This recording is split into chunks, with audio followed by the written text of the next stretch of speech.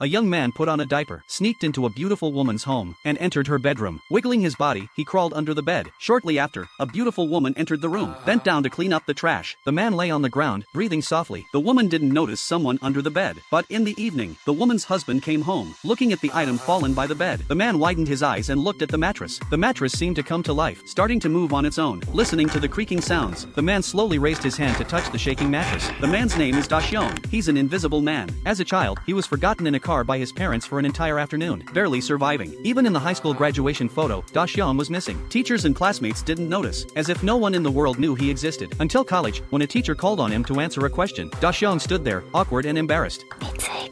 This was the first time a classmate had called his name. Daxiong looked back. It was a sweet-looking girl, who secretly passed him the answer. To express his gratitude, Daxiong asked the girl to get coffee together. The girl's name was Jingxiang. She was lively and cute. The two talked a lot about guppies. This made Daxiong feel a sense of existence for the first time, and they agreed that next time he'd give Jingxiang guppies. But on the appointed day, Daxiong didn't see Jingxiang. The two had no contact since then. 11 years later, Daxiong wanted to see Jingxiang again. After searching through various channels, he learned that Jingxiang was already married, but Daxiong still went to her neighborhood and waited at her door for hours, fantasizing about Jingxiang calling his name again. But the once lively and lovely goddess now had dull, lifeless eyes, walking past Daxiong like a walking corpse. He wanted to figure out what was going on, so he rented a storefront near Jingxiang's home to open an aquarium, and the upstairs area happened to overlook her house. Daxiong printed out a photo of Jingxiang and hung it on the wall, then picked up a camera to spy on Jingxiang.